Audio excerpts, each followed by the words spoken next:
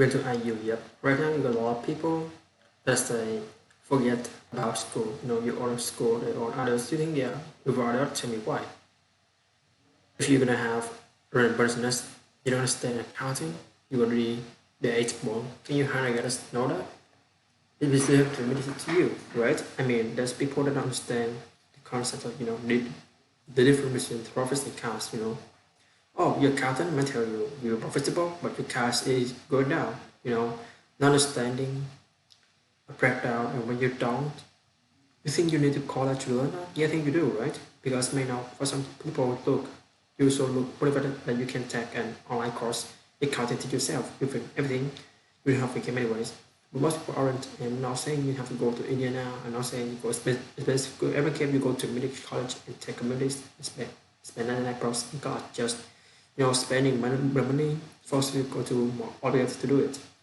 But accounting, finance, lessons, study marketing, sales school offers that they are all language of business. And so while it's possible to reach these things, or possible to hide them when you're studying your own company, you don't want to have so many having accountant. And so your cost of opening up a business drops to even more important in all that times, blocking and tackling this language business. The thing in area was more important than anything else. And learning became more important to me because the uncertainty is business is always going to be changing. If you're not always learning to this minute, if I'm not consistently learning, if I'm just borrowing as much as can, absorb, someone else is going to kick my ass. Right, so talk about paranoia. The source of your paranoia should be the knowledge. Someone else know more than you do. If you're not learning, if you don't know how to learn, if you don't have a trust for learning, acquiring information, you are as well. People like to say, it's very stupid to ask them. It's not right.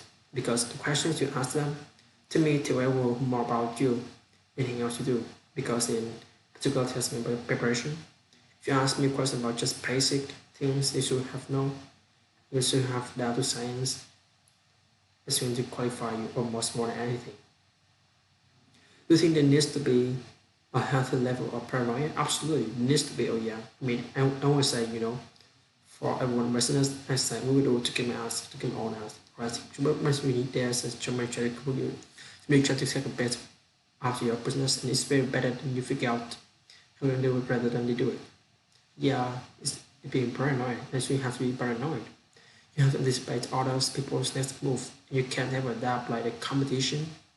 I was as president playing competition this morning college, and they were kind of being dismissive for the competition.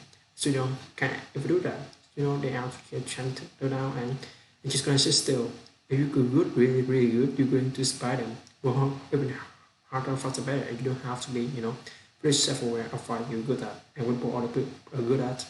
A healthy dose of paranoia makes a bit. It's very helpful.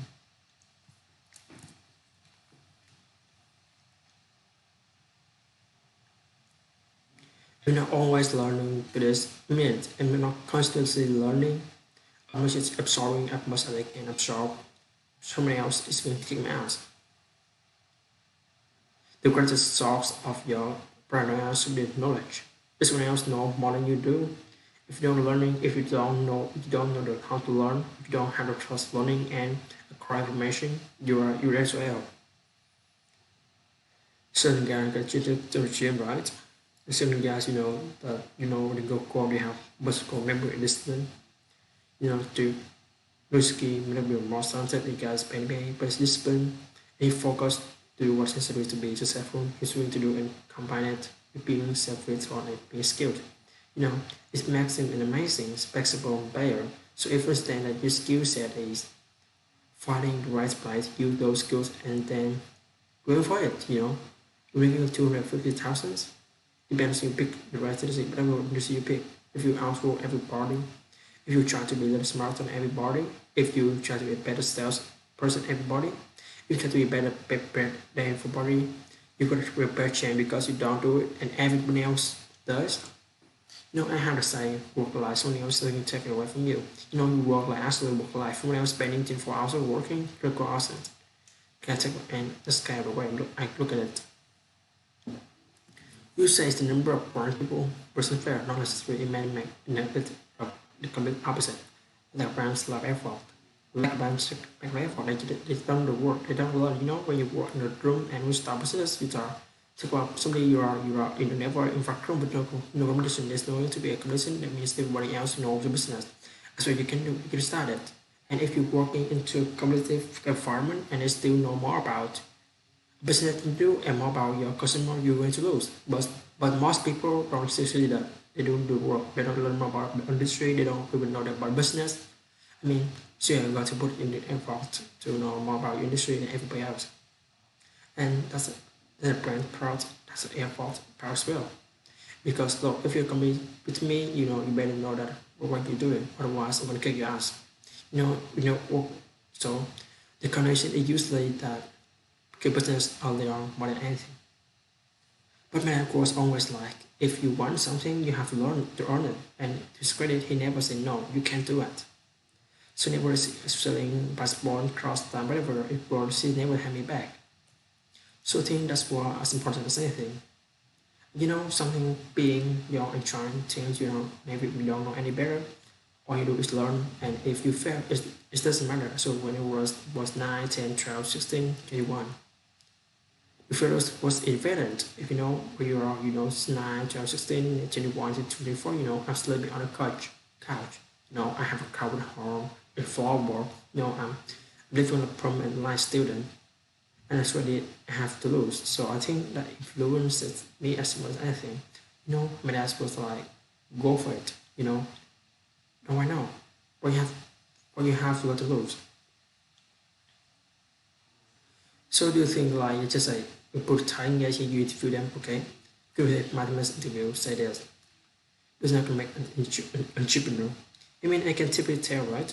I can tell by the passion, I can tell by the focus, I can tell by the preparation. There's whole brilliant mind things presented there, Here's business you're in and here's how some things influence you're going to be successful. Through experience in business, I can put myself in his position and say, okay, here now, I'm a thousand things he has to be aware of, and then go through and ask. My main goals are issues they have been able to address already. It can give me a sense of how hard they are willing to work. You know, I can take the questions, ask me. All I have to do is say, okay, what do you want to know? I'm curious. If you were in high school, you were 14 years old and 15 years old, would a child would have bet you on being who you are today? No chance, really, no chance. Tell me why. I mean, I have my girlfriends and we hung out and oh, I was hustler. There's no question I was hustler in high school. Oh yeah, and it wasn't really big quiet, but I think people saw it. So for me, it was like me Bugabee or he did not to succeed. So in high school, you were one guy who was always the guy that made people laugh. No, I was always competitive. I was into sport. No, I was brilliant. I was just decent. I was a pushing technology guy. I mean, I was into learning. I was a business guy. I was a good guy reading about business all the time, reading business book all the time. Going to junior achievement. I was junior achievement break. Why were you reading business books? Because I wanted. That's what I mean. I was trying to work that way.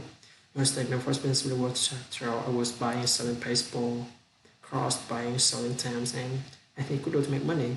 I was hustling and trying to do actually was the business, but not so much worried. All my friends were into it with me. So really know. Do you think there's a proven formula that if a brand rookie guy he goes a lot of business gonna have but not having much on to? Do you think if he follows the formula he's guaranteed to make an entrepreneur? No. So do you believe that he's guaranteed to make it? No, because who knows who you're gonna be committed if you to while following the same formula with the same industry, right?